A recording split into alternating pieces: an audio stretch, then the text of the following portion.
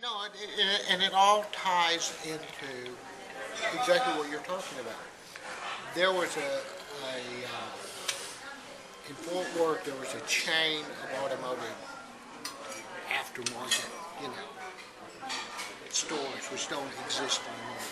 And I had called on the guy because I worked for this company that made tapes back when 4-track tapes were the thing. And I'm selling him to put tapes in there because people put tapes. I mean, you have to sell them tapes in the car. What are you doing? So, are you paying royalties? What are you doing? Tell the story. So anyway, Never enough people click on the link. guy from that, and I sold him something, This automotive rep goes to him and he says, I'm looking for somebody to hire. He said, hey, I had this young guy come in. He's pretty sharp. You ought to call him.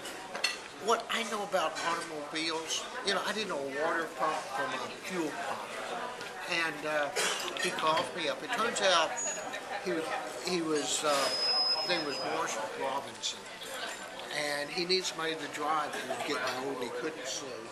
Morris had this really heavy Eastern European, what you think a stereotype Jewish accent.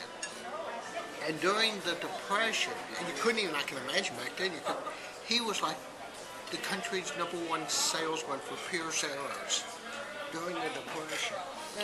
And he was the first person, one of the humongous. Yes. So they, and he had Shoot bread for you? Yes, sir. He was the first person to advertise an automobile dealership on television. Back in the 60s. First person to advertise what? He had a Plymouth Dodge or whatever dealership in Dallas. And he was the first person that ever advertised a local dealership on television. Oh, cool. So he was really interesting guy. Turn it off, because and I got to take the short version. Darn.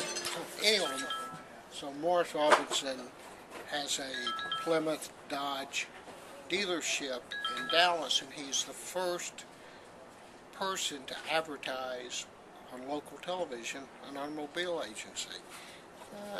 Like to play a little gin, like to go to Vegas, all that's in the past. But anyway, he calls me up to take this trip, and we go out to West Texas. We go to Lubbock right after it snowed, and we have a line of chains. And the thing is, automotive chains, who knows if you'll need them? But if you need them, you can sell all you have.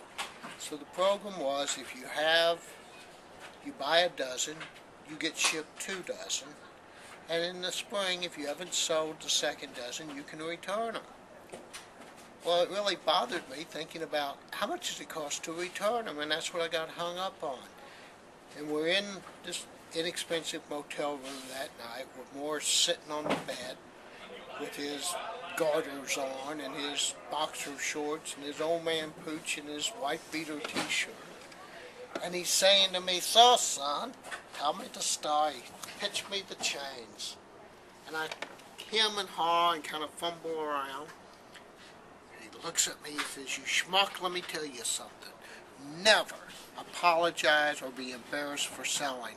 Because if somebody doesn't buy from you, they won't be in business. They need you, and you're doing a service. And it was a lesson learned. Never be ashamed to sell. People need what you have. Thanks, Lou.